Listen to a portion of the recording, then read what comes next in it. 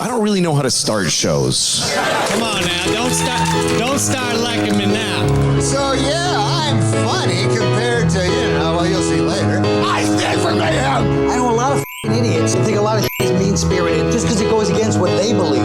But the relief of comedy is it takes things that aren't funny and it allows us to laugh about them for an hour. We got a purple suit to buy and a gigantic coffin. Why are you laughing?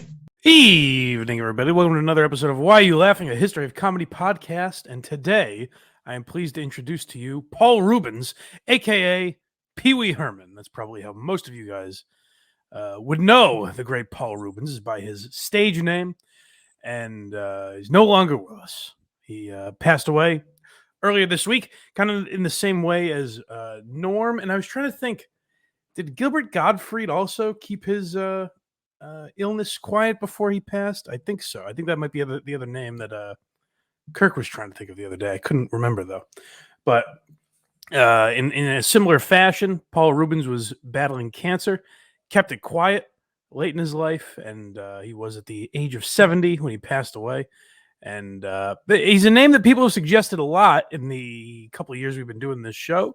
So I figured, what time better than now to cash in on the name of Pee-wee Herman? Yeah, it's what he would have wanted. It's just to get a few views off of his death. Anyone in the comedy world dies, you better bet your life that the next week's episode. Well, not even that. If you don't think I'm tweeting out the Norman Lear episode whenever that guy finally kicks the bucket, Right. But yes, we will of course honor Pee-wee as best we can. I may also refer to him as Pee-wee throughout the episode. I apologize. His name is Paul. That's a funny thing about him is his real name is Paul Rubenfeld. And it's great that at some point in his life, he was probably like, well, I've got rid of that silly name. People will treat me with respect now. No, we will talk because he had a pretty amazing career in some ways. And in others, it paralleled, I think, of the Jerky Boys, where he had a tremendous amount of influence. But I don't know how much he cashed in on it. So we will get to all of it right after I remind you guys that you might want to check out blindmike.net if you would be so kind, because that's where you can find not just the podcast, not just all the free links, Apple, Spotify, Google Play, wherever you get podcasts. You can also find the links for Blind Mike Project, Who Are These Socials that I do with Carl, and our YouTube channel, where you can now also get memberships and buy people gifted memberships and all that good stuff. So if you're a little hesitant to join Patreon for whatever reason, then you can check out our bonus episodes on YouTube. But just like Patreon, we will be posting a couple bonus episodes every single month, as well as these episodes that you're hearing right now. You get those a week early on Patreon and YouTube memberships. So consider subscribing if you want to support the boys. Either way, blindmike.net. We got merch there as well. So check all of that out at blindmike.net. Please and thank you. And I will say, I believe you have to sign up on a desktop. And if it's not just a desktop, what a pain in the... You know what? Don't bother. Go to Patreon or... it's the thought that counts. That's right. How goddamn annoying. Yeah, I had someone reach out and be like, I don't see it anywhere. And then I checked on my phone and I couldn't find it, but I did find it on the desktop. Well, yeah, you do or don't bother, whatever. We appreciate you guys listening. As long as you're hearing my voice right now, that's enough support. We appreciate it. Just hit the thumbs up button anywhere you see it. Yeah, just go to Patreon, whatever. Screw these people. No, we're kidding, YouTube. Pump us in the algorithm. Whatever we got to do, we won't curse. It's exhausting. Anyways, let's talk about our pal Paul Reubens, Pee-wee Herman. So, like I said, tremendous amount of influence that this guy had. And I don't know if I realized how much respect he had from some people, particularly when you talk about the movie that he made that really put him on the map. And the way people think about that and kind of revere that film. So we will get to that. But let's start early on with Paul Reubens when he was just a boy.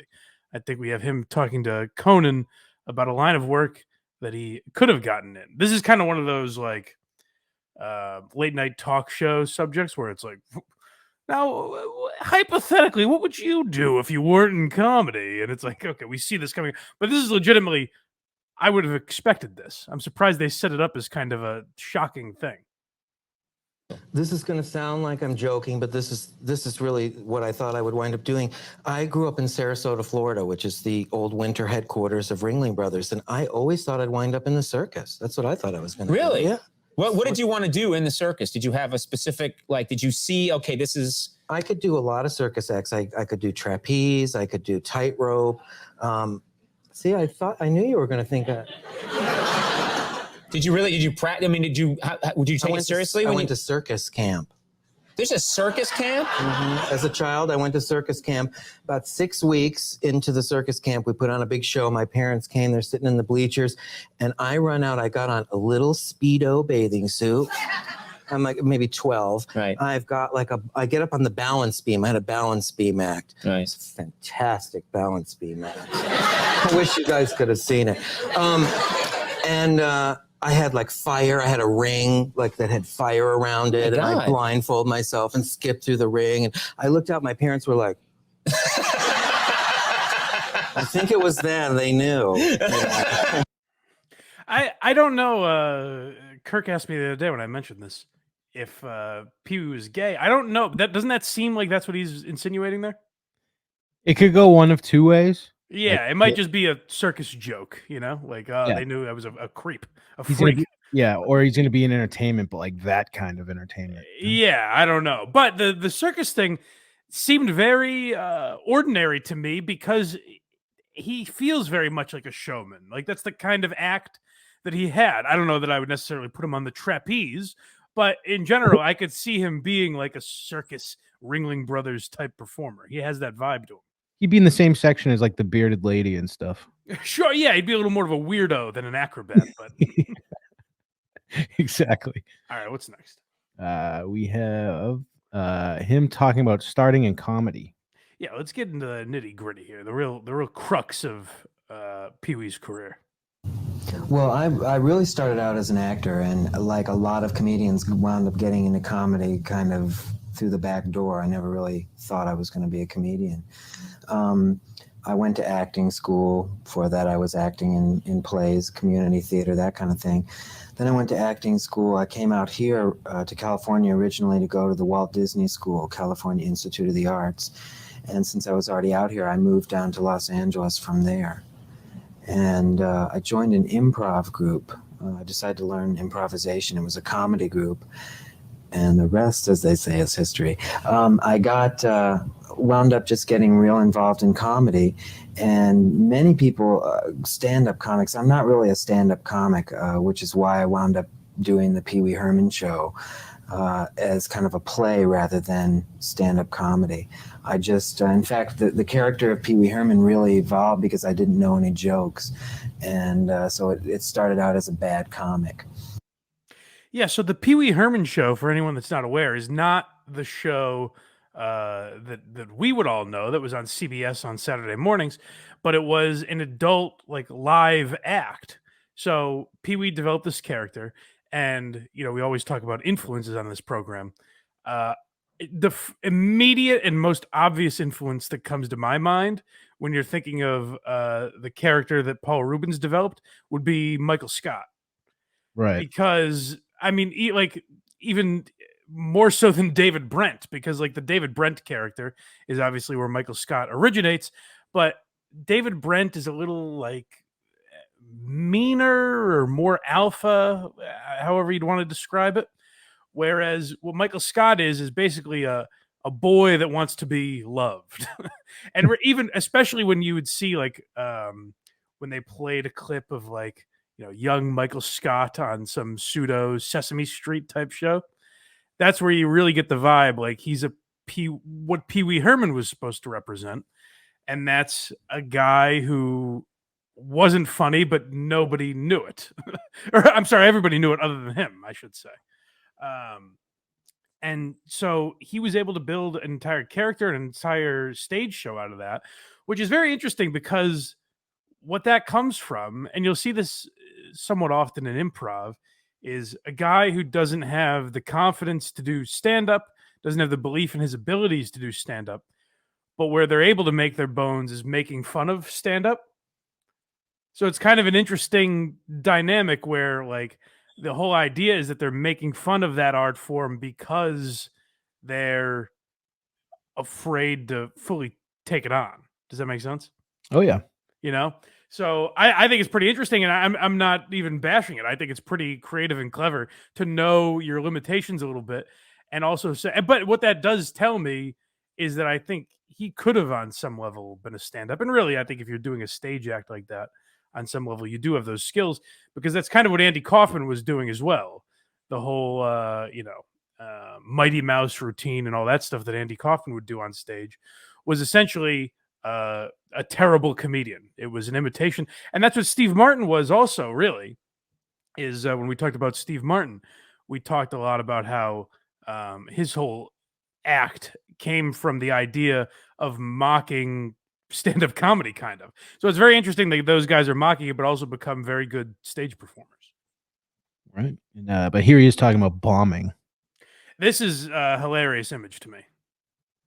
What's really embarrassing overall is to go out on stage and be as dorky and nerdy as I am and have it not work, which isn't that often, thank goodness. But to go up on stage and be, going like, mind if I smoke, that kind of thing, or just being a real goofball up on stage. It's wonderful when people laugh at it. When people, when the audience is like going like, what's he doing? This is really dumb, because it is really dumb. And so, if people are kind of recognizing it as being real dumb, it feels real horrible. I mean, I've been out on stage before doing Pee-wee and just pulling junk out of my bag and acting really nerdy, and all of a sudden realized that I was the biggest jerk in the world, and that gets real scary.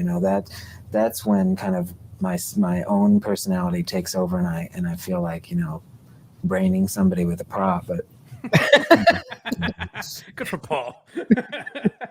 I can't think of a more deafening silence than what would follow, not just a joke bombing, but that laugh that he does with his little red bow tie.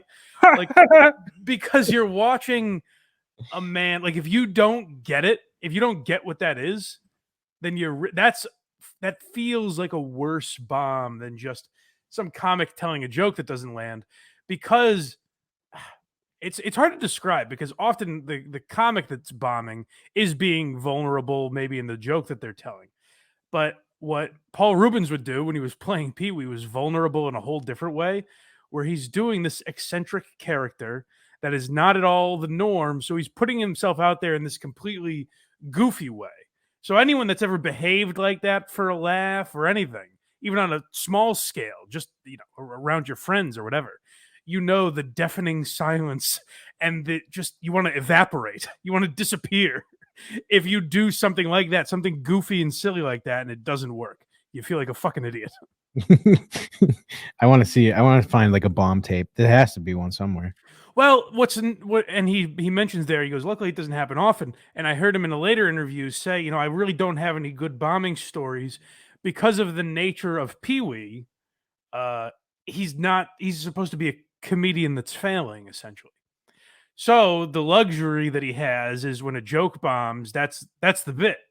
It's like, oh, you're not laughing? Then you're part of this. You're in on it, Right. So I think that's why there probably weren't as many severe bombs as some other people, which is a nice way to cope with it a little bit. You're able to tell yourself, oh, Pee-wee was bombing, not me, That, and he's doing he's not like dropping into the Comedy Cellar.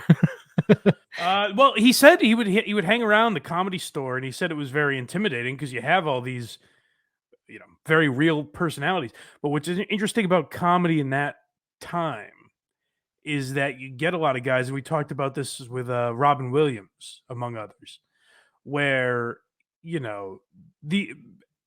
I single out Robin Williams, but it's really most people, with the exception of, Lenny Bruce and George Carlin and probably Richard Pryor and guys like that, Red Fox for sure.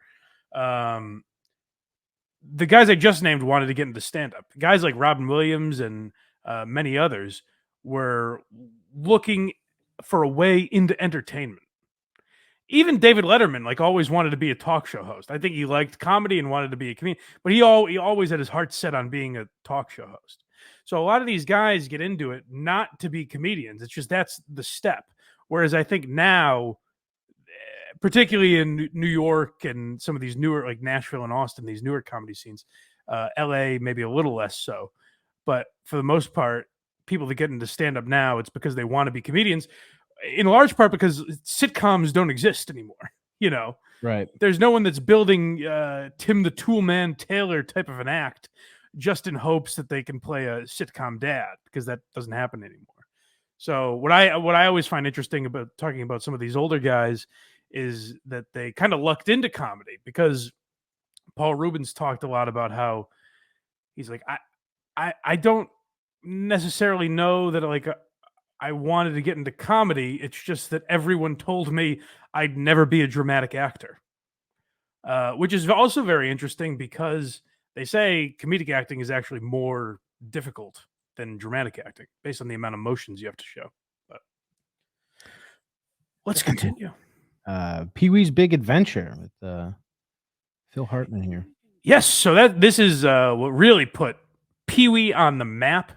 So like I said, he was doing that stage show in Los Angeles for a long time, and he used that similar to a lot of guys we've talked about, similar to what comedians are doing with like YouTube specials now, where it's like, okay, Netflix and HBO and Amazon won't give me a special. I'll just do it myself and post it.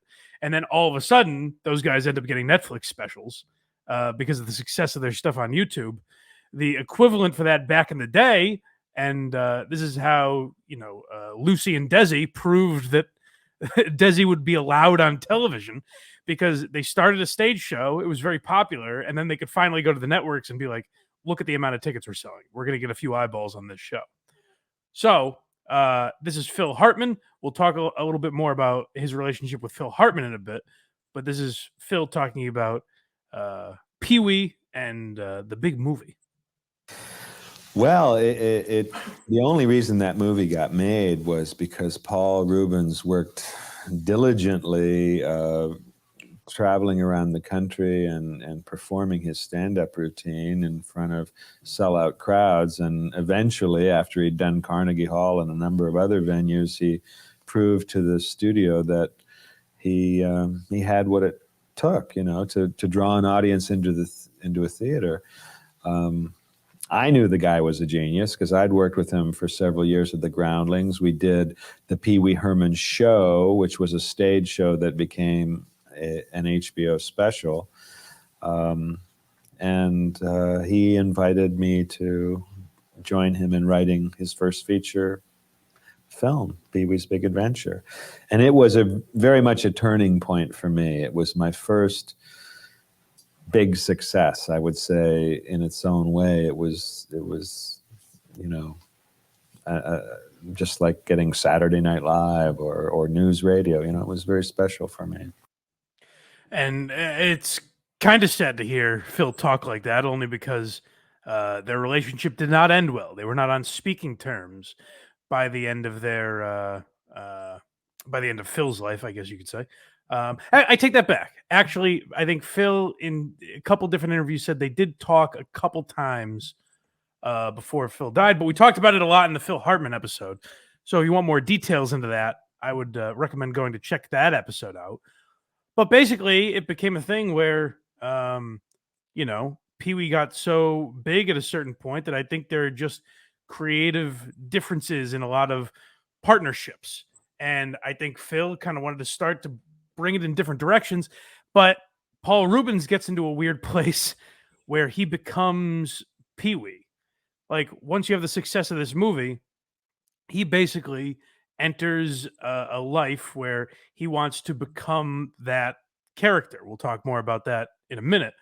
But I find their relationship very interesting. So go check out the Phil Hartman episode if you want a little more on that. But what Phil's saying there about the movie is definitely true, because I didn't realize how many people say glowing things about that movie. It made $40 million at the box office, which is not a legendary amount, but I think it exceeded what they thought it would do. but then it had even more of a cult following in VHS sales and all that stuff. And so it's I didn't realize, like, people call it such an influential film because Pee-wee was doing something in a way that I don't know how many shows and movies were at that time, where I think now you get it a lot. The classic example from my childhood would be like SpongeBob, probably, or Ren and Stimpy, I think. That I was a little young for, so I don't know exactly, but SpongeBob definitely, where it's for kids. They've decided like they're going to market it to kids, but parents can sit and watch it and get a good laugh out of it, or stoners can watch it and find some enjoyment out of it, whatever. It's a kid show that the parents don't want to blow their brains out watching. Yeah, they don't necessarily want to turn it off or might even enjoy it. And that's what Pee-wee was trying to do. And so his stage show, I should have said that a minute ago, his stage show is more geared toward adults. And then I think they kind of realized something along the way that this would be something for children. And so Pee-wee wanted to make everyone laugh, basically. Yes. But here is staying in character. This is where old Paul Reubens gets a little weird, and it was his ultimate undoing, I think, which we'll get to. But let's hear him talk about it. When did it become important for you to have the audience believe that Pee-wee was a real person, or to not see the man behind the character? At a certain point, very soon after, if not the night that Pee-wee Herman was born, the reaction was so different to that character than any other character I had done. And I had 15 or 20 other characters, pretty strong characters at the Groundlings.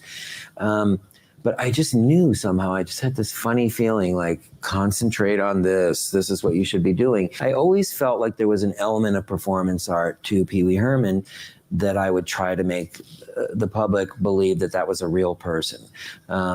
So I guess it was really only performance art to me because no one ever knew at the time that I was a different person. I was always billed as Pee-wee Herman. I did my interviews as Pee-wee Herman.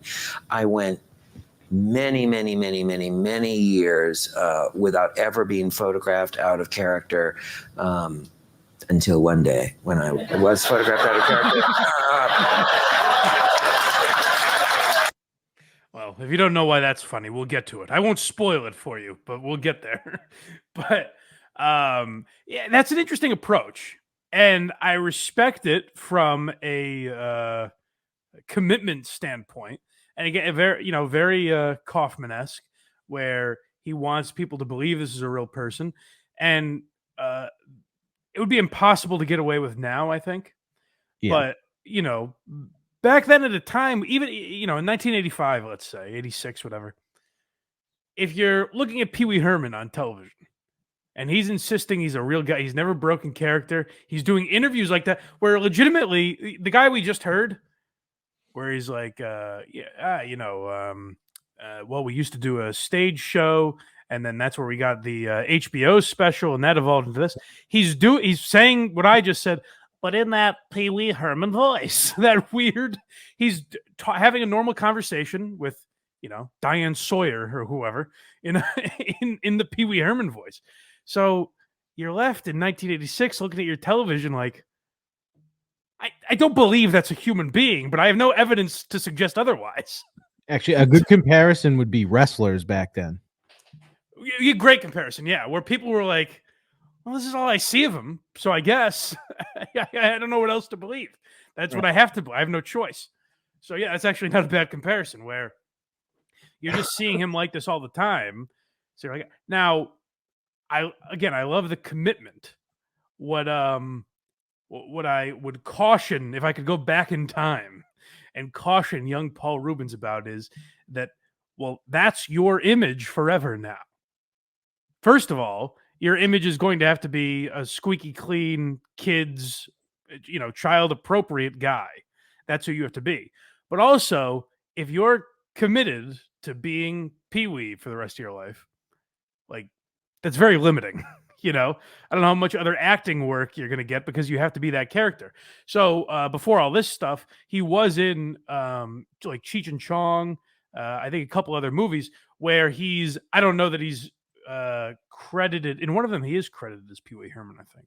I don't know if that's Cheech and Chong or one of the others, but I don't know. I don't know that he's necessarily playing Pee-wee Herman, but that's basically the character he's playing.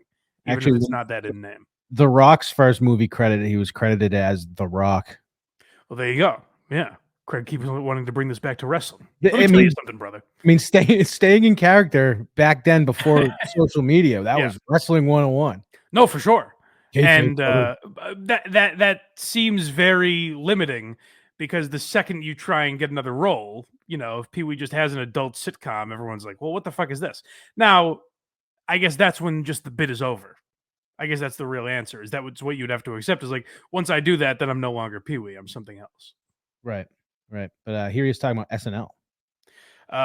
So we talked about this a little bit with Gilbert Gottfried, was it, or Phil Hartman? Maybe one of those episodes. This came up, but he was really driven by not getting SNL, and I respect the shit out of it. The Pee-wee Herman show was 100% created out of spite for not getting Saturday Night Live, and terror and panic, because I really felt like I was in this kind of up-and-comer category at the time where I was being spotlighted in little sections of magazines and stuff, like a guy to watch out for kind of thing. Yeah. And I flew to New York to be one of the 22 finalists in the season that included Joe Piscopo and Eddie Murphy and those people. And Gilbert Gottfried was the person who kind of took the slot. And on the plane, on the way back, I totally panicked. I thought, like, I'm going to go from up and comer to, nothing.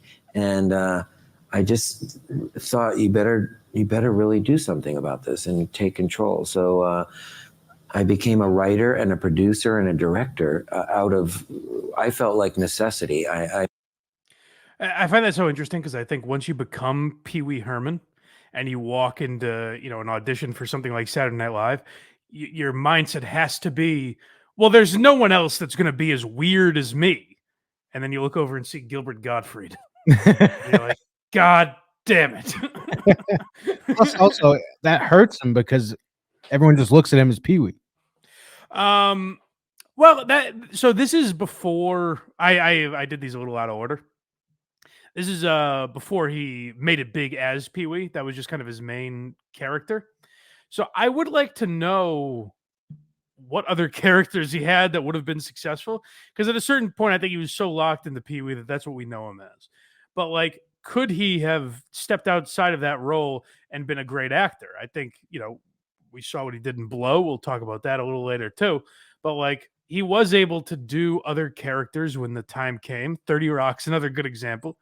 But I wonder how much of that was developed before Pee-wee Herman, because like you said, that was the one success that he had in his kind of character and sketch and improv work.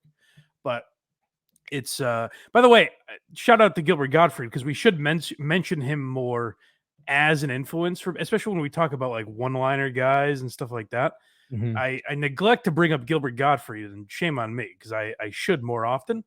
But it is very interesting to hear. Like, it's funny that Pee-wee in his mind was like, fuck, I didn't get SNL. I lost out to Gilbert Gottfried. And then you look at this is just funny how life works, because you look at Gilbert Gottfried's time on SNL and it was nothing.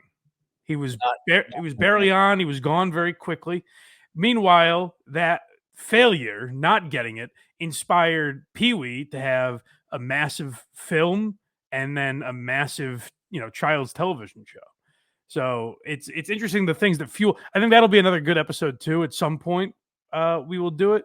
The best people who didn't make SNL, because there's a long list of crazy talented people that were not on that show that auditioned.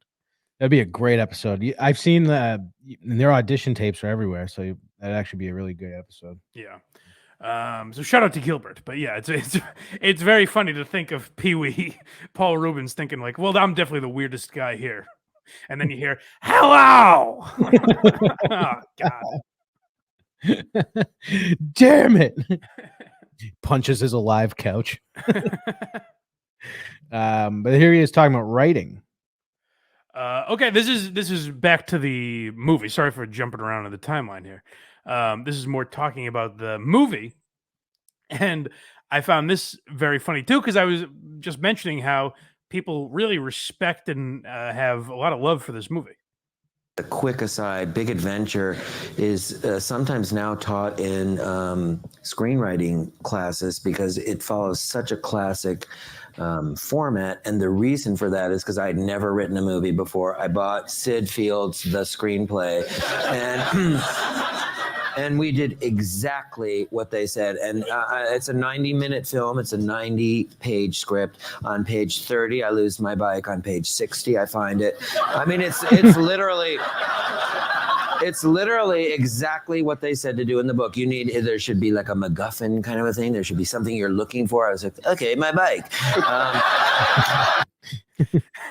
I think it's so funny because it almost sounds like he's about to launch into a brag where he's like, they talk about Pee-wee's Big Adventure in film classes a lot, and that's because I had no fucking idea what I was doing, and I was just like, "Yep, whatever you say, Sid Fields."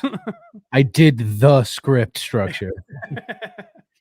So it's funny. It's funny how well that I love stories like that where it's like, yeah, it was such a success because I didn't know what I was doing, basically. Right.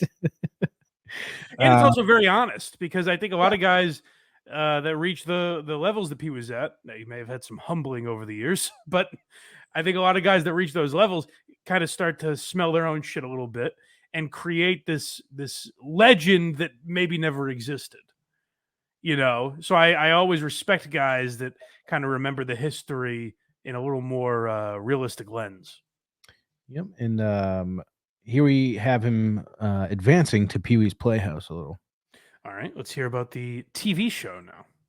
And then almost a year to the day after the movie premiered, Pee-wee's Playhouse debuted on CBS in 1986. And that was as a result of the president of CBS Children's Programming, a incredible woman named Judy Price, approached my manager at the premiere of Big Adventure at the Chinese Theater in Hollywood and said, would he like to do a cartoon? And I got asked that at that party and turned around and without even thinking and said, I don't want to make a cartoon. I want to make a live action show based or inspired by the stage show I had, which in my mind, I had a pilot to show somebody. I could go here. It's sort of like this.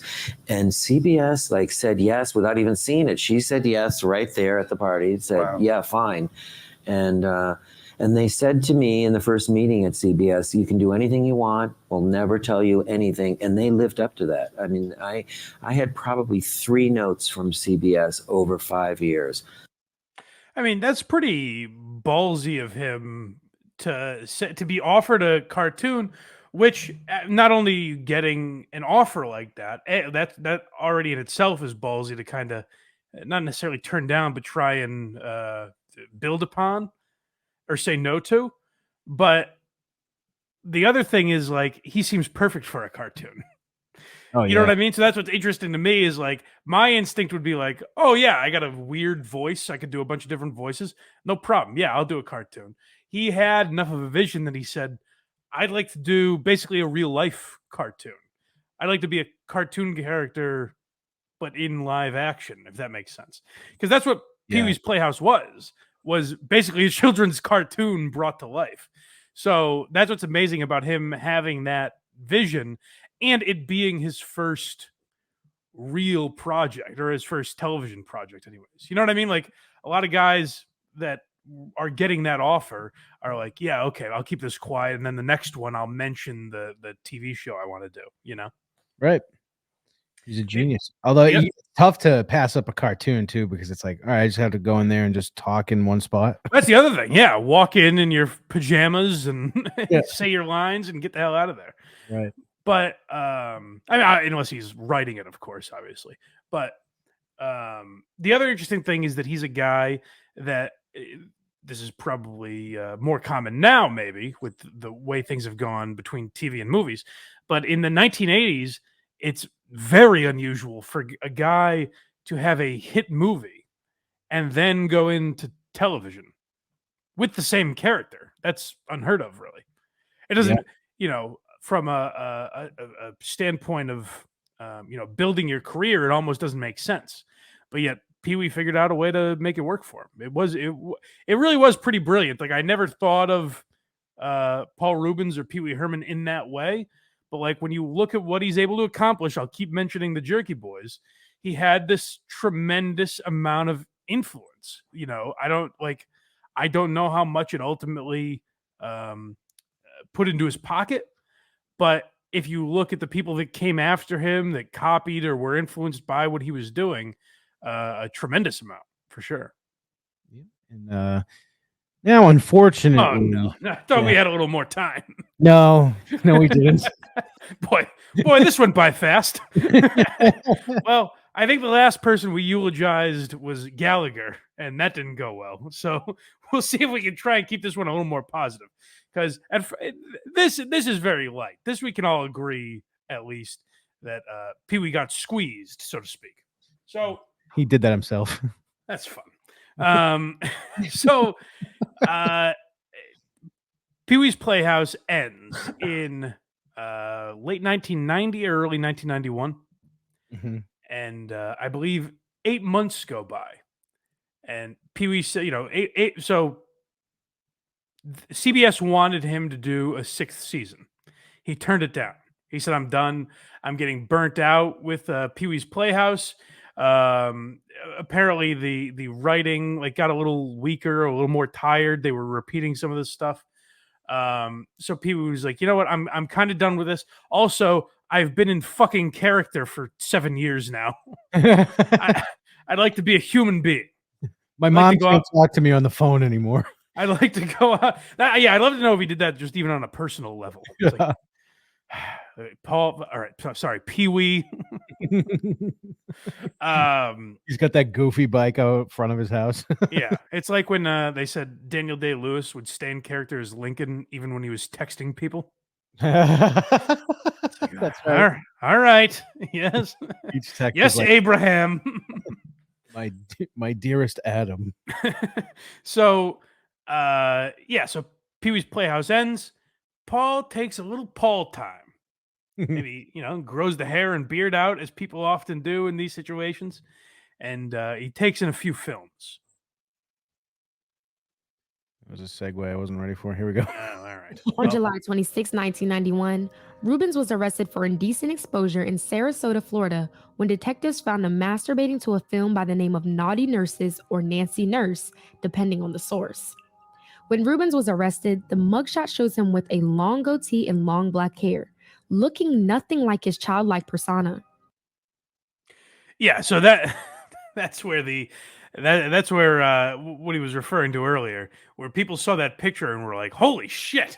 And I think it was such a juxtaposition where you're like, "Whew!" It's jarring at first. Yeah, he looks sick.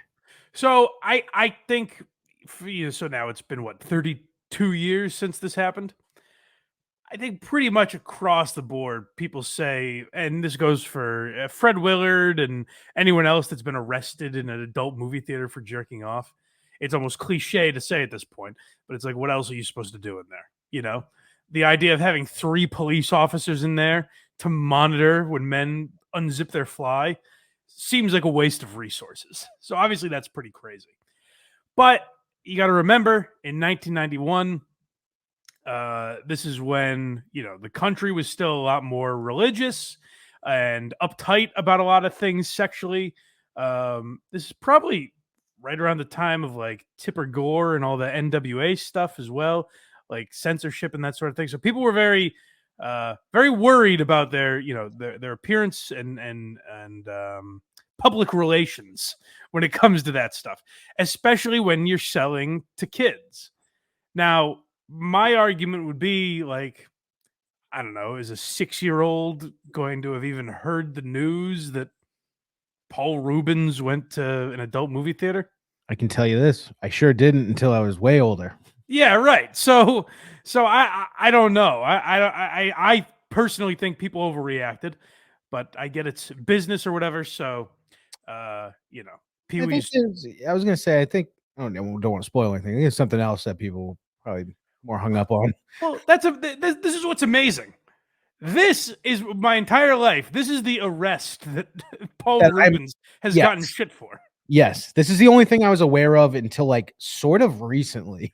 Yeah, so this is it's very weird that he got a lot of shit for this. This was a massive controversy. So let's hear a little more about it.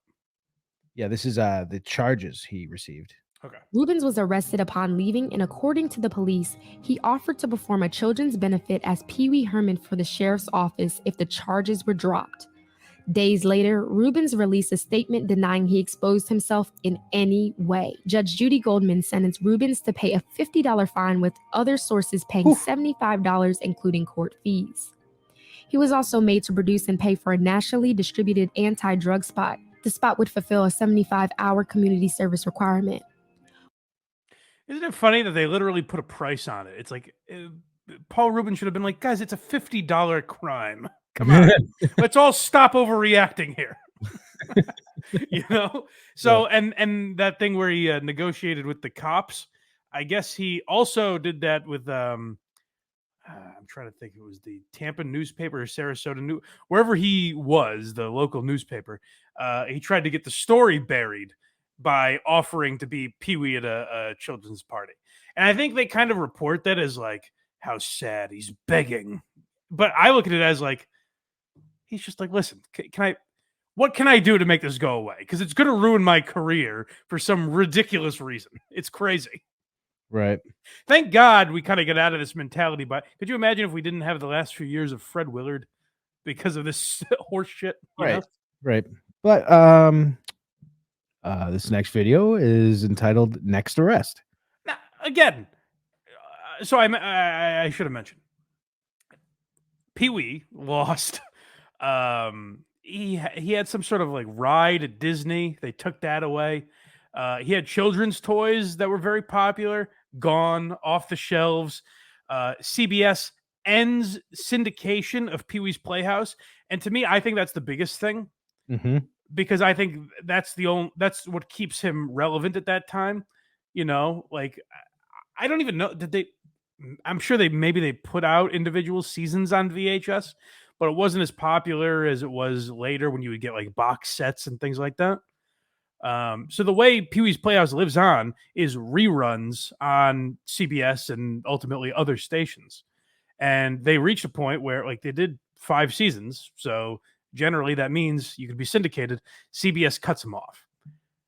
This was the big joke was about Pee-wee getting arrested for this, blah, blah, blah.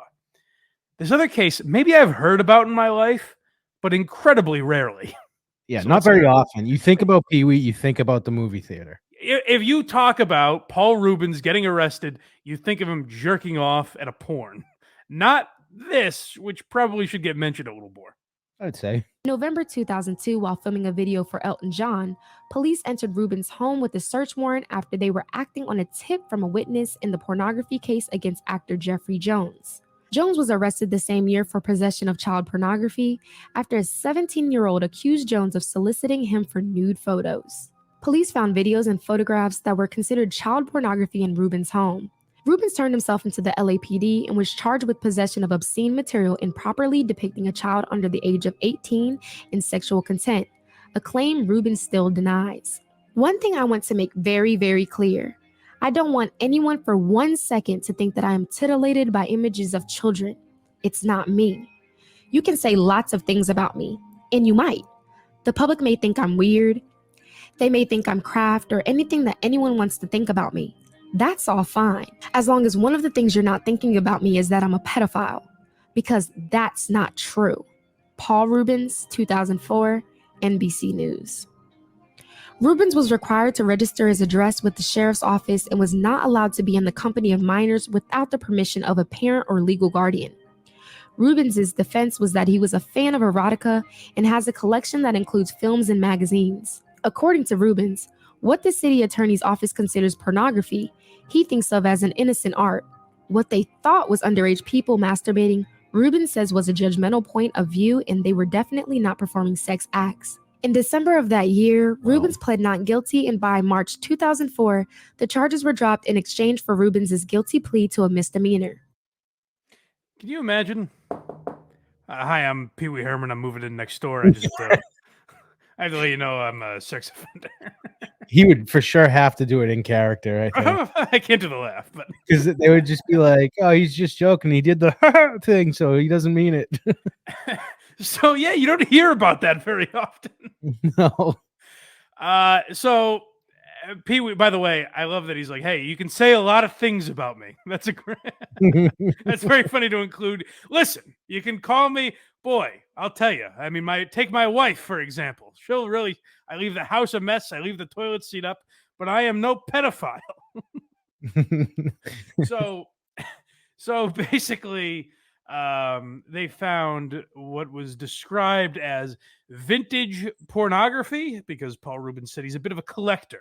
That's always a great. I would say that's not as bad as the Pete Townsend research defense. Right. I don't think we ever got that thesis he was working on either. By the way. So was it just one picture of a 17-year-old? That's what that just made it sound. I think it was a little more than that. That's what I thought. But yeah, I think it was a little more than that, as well as, oddly enough, apparently he had downloaded Rob Lowe's sex tape. Which, if you don't know about that, it came up in the roast of Rob Lowe a few times that Rob Lowe was banging a 16-year-old in that tape. So how old was Rob? Whole litany of it. I gotta say, this reminded me of a few comments we got on the Charlie Chaplin episode. Mm-hmm. I will say my focus was more on how it was portrayed in the movie and how people weren't like, "What the fuck is that?" But people had a good observation. They were like, "Yeah, no, Mike, that's a good point. A powerful guy in Hollywood getting away with sexual crimes. That's really never been done since then." I was like, "All right, that's fair. You make a good point." But here he is talking about his mug shot. Yeah, so this is a little what I was talking about, where I think it's mainly such the stark difference between the two that really cost Pee-wee a lot. And I always felt that really what I did in that way was why everything turned out so extreme. I felt like there was just such a strong juxtaposition between like my mugshot and my Pee-wee pictures, and there was nothing ever in between that. So, you know, in hindsight, I could say maybe that backfired, but I don't really believe that because I have no regrets really about anything other than turning down to host the White House Easter egg hunt under Reagan. And in hindsight, I should have said yes because I was never invited again. Particularly not after 2004, I don't think. But when was this interview? I'm guessing it was after 2004, and if that's his only regret, that's kind of weird. It's all very strange how infrequently that gets brought up, and how he didn't do jail time. Hey, listen, pictures are pictures. I guess you can just have those. So go to scroller.com, folks. I don't know. I was wondering how you were going to defend it. I'm not defending it. I'm not defending any of these people. The legal system is. What can I tell you? Can't believe you defended it like that. Ridiculous. So yeah, I think, and by the way, for you audio only listeners, blindmike.net, if you're only listening and you've never seen the picture of Pee-wee Herman, he looks exactly like a guy that is jerking off in a movie theater. Oh yeah. I mean, if you were drawing a man who was arrested for cranking it in an adult movie theater, it's what Paul Reubens looks like in that image. So I do get the logic behind like parents seeing this squeaky clean, young boy essentially in Pee-wee Herman versus that mugshot that came out. But again, my point would be like the kids that are watching that show have no fucking idea about that. I don't get it. Right. But, yeah. So this, again, focusing on the first arrest, this was a massive story. This was a big deal. I think for obvious reasons, it became, very, very much part of popular culture to make fun of the idea that Pee-wee Herman was jerking off in a movie theater. So it got mentioned. Let's put it that way. Next we have Jim Carrey doing. Yeah. So this is just to give you a little taste. This is when Jim Carrey was on In Living Color, mocking it. Here we go. There's a long thing at the beginning here. Oh, probably could cut Hi, boys and girls. Your friend Pee-wee has been on a new adventure, which is why it's time to buy the new improved Pee-wee dough. Great impression. It's so good.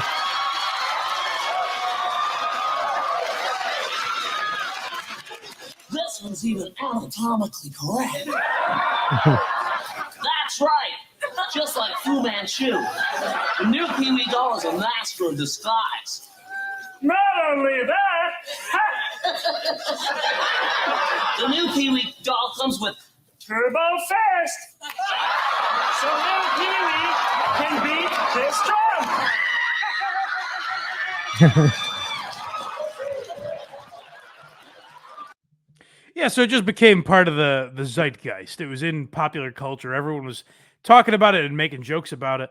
And, I'm sure it was something that people like, morning zoo shows were making fun of every day and all of that. So are we at kind of his one comeback moment that he had with Pee-wee? Yeah, I was curious, though. Had Pee-wee and Jiminy Glick ever crossed paths? Oh, interesting. Boy, the voice is definitely inspired. I didn't catch it till you said that. I didn't catch it till just a second. Yeah, that is a little. There is a lot of Jiminy Glick there. You're right. Which one came first? Probably Pee-wee. Pee-wee by a long shot. Jiminy Glick wasn't until like 2000, I don't think. Was it that late? Oh, I thought it was at least the 90s. Well, that's what I knew of the show. I don't know if Martin Short had been doing it for a long time before that. Yeah, just the way he changes the pitch in his voice when he's talking and everything. Yeah. It is a little, but as Martin Short teaches Larry in Curb Your Enthusiasm, but then you go down low.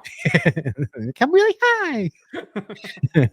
But yeah, this is his comeback. Yeah, so this was shout out to MTV at the height of its hipness when back when MTV was cool and they were doing the VMAs. This is like when MTV was a big deal, very very popular with the kids, but it was still like on the fringes. They were telling parents to go F themselves. So all the squares that thought it was lame to jerk off in movie theaters, MTV held their middle finger right up to them. So this is only 2 months later after the incident. Paul Reubens was arrested in July. The VMAs were in September of that year, and out comes a familiar face. Ladies and gentlemen, MTV is proud to introduce someone who has been a friend for a long time.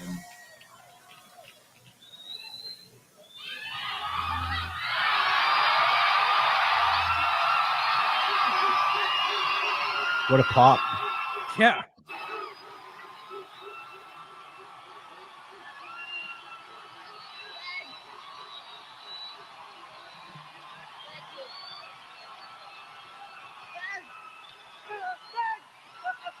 Thank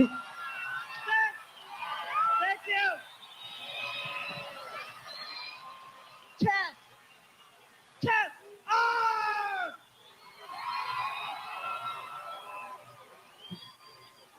Thank you very much. It's fucking crazy. I love him. Thank you. Thank you.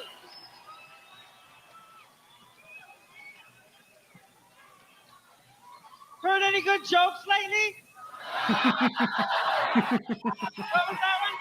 Oh, so funny I forgot to laugh. So basically, he just comes out, does that, and that was it. That was essentially it. I think he just introduced the next act or whatever. And that was it. He comes out, gets a massive pop, says, heard any good jokes lately, which is a good line, although I'll say it is kind of the easy way out.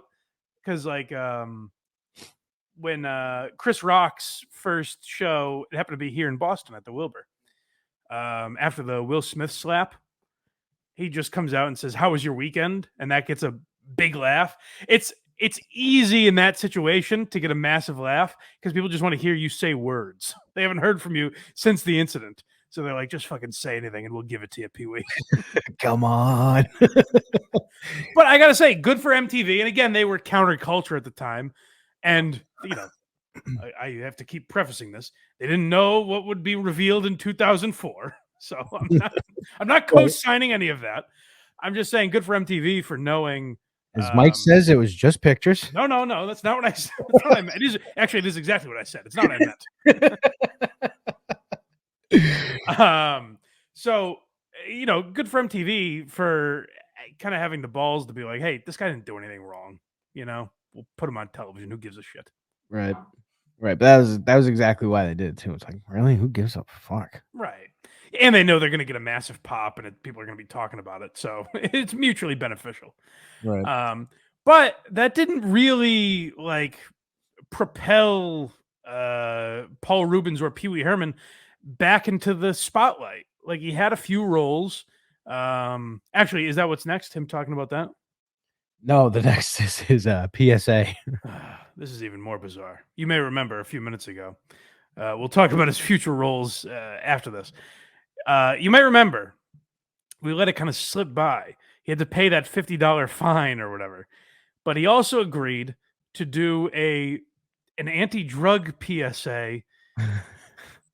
Well, I'll show you the voice that he had to use for it.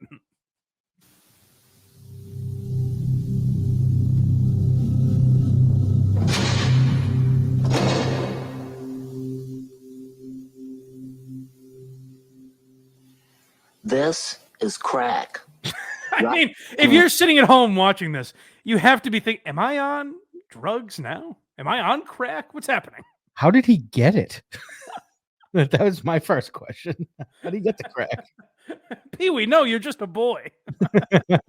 This is crack. This is so weird that they had him do it in character. I mean, we've played before on Patreon and stuff. We've talked about old weird drug PSAs and very special episodes of television shows.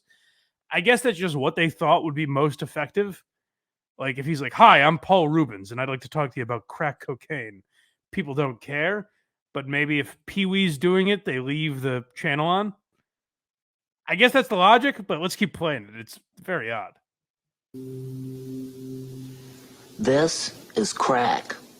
Rock cocaine. It isn't glamorous or cool or kid stuff. It's the most addictive kind of cocaine, and it can kill you. What's really bad is nobody knows how much it takes. So every time you use it, you risk dying. It isn't worth it. Look, everybody wants to be cool. Weird heartbeat. But doing it with crack isn't just wrong. It could be dead wrong. My God. Don't even try it. It's the thrill can kill. Yeah, and I believe right after that, Paul Reubens said, am I done with this shit now? Can I go back to my life? I'm retired. I'm gonna leave this place. Very weird. I don't know what the angle of that is. Also, I would ask, and I'm sure he did, ask the judge, I wasn't arrested for crack cocaine. Why am I don't understand this. What's the message? I have no experience with this. That'd be great if after 2004 this is kiddie porn. Well, no, by this logic, he has to be talking about fentanyl or something. That's true. That'd be great if we got one Paul Reubens anti-fentanyl ad before he died. This is purple drank. So yeah, a very weird punishment for the punishment did not fit the crime by any stretch of the imagination, but yeah, so he starts getting a little more acting work. He talks about that, and then we'll talk about it. Yeah, I've had all kinds of incredible post Pee-wee work, including the first thing I did after Pee-wee and after getting arrested was Buffy the Vampire Slayer. And I did it because it was offered to me.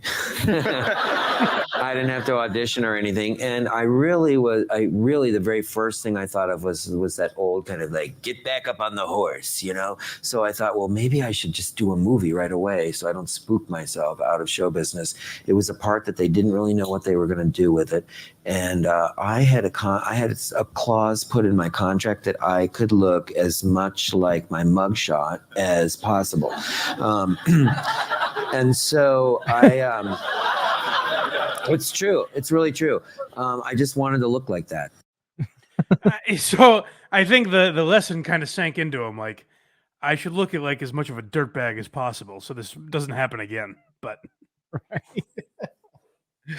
yeah. So, like you said, he had some minor roles. He did a bunch of voiceover work in his later years. He did his big, comeback, quote unquote, was in Blow. Yep. He was in Blow, starring Johnny Depp, and he was very good in that. And He's awesome in that movie. critically acclaimed and everything.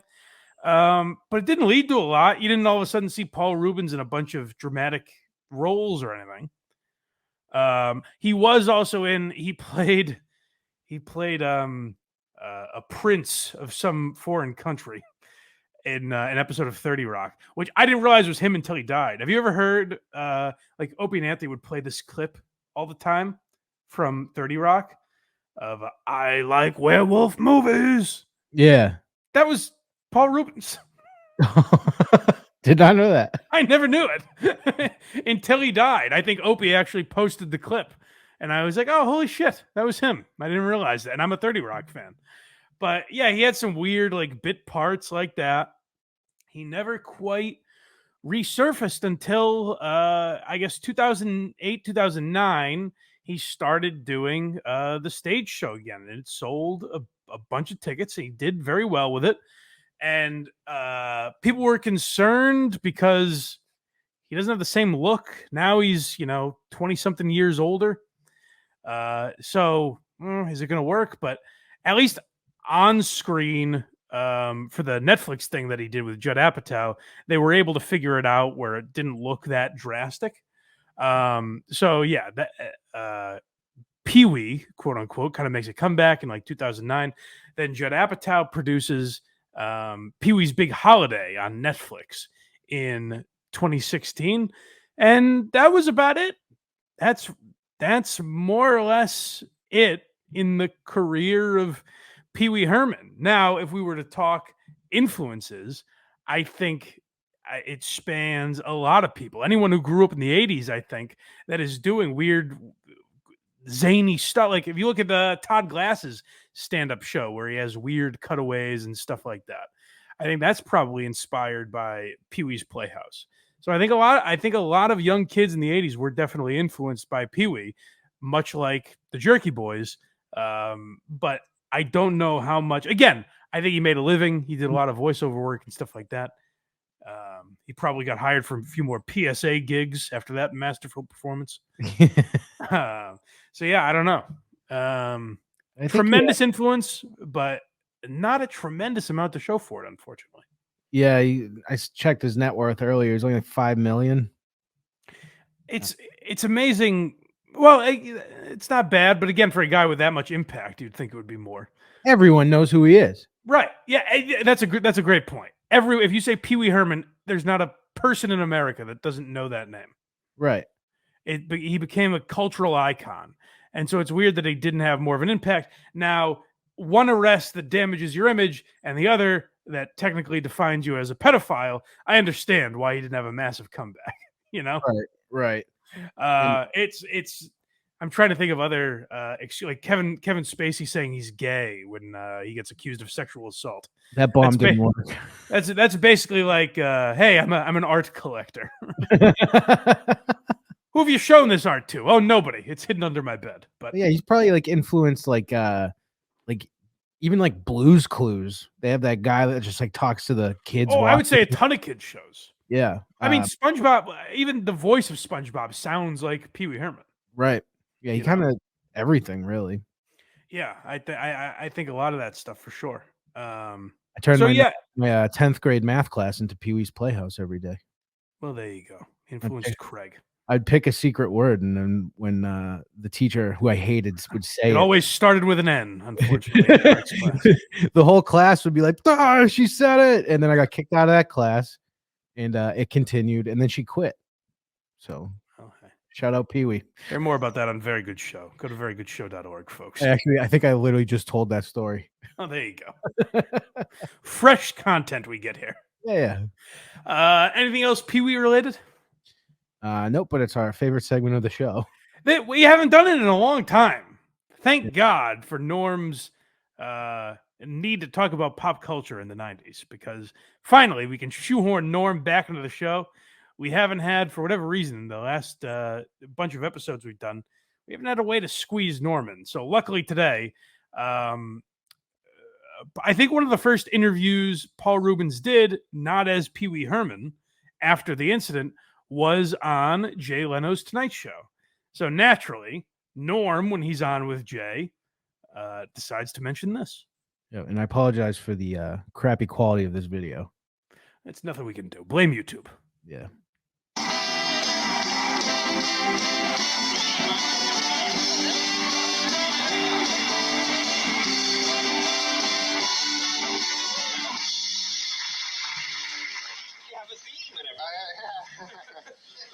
That was funny when you said Pee-wee Herman. Everybody laughed because they still think of him. Well, never mind. Because he's trying to get his career back going. Well, he's doing fine. I have no problem. Actually, what he did in that movie theater, because it was a dirty movie theater, I think it was kind of like just applause. You know what I mean? Like, you know,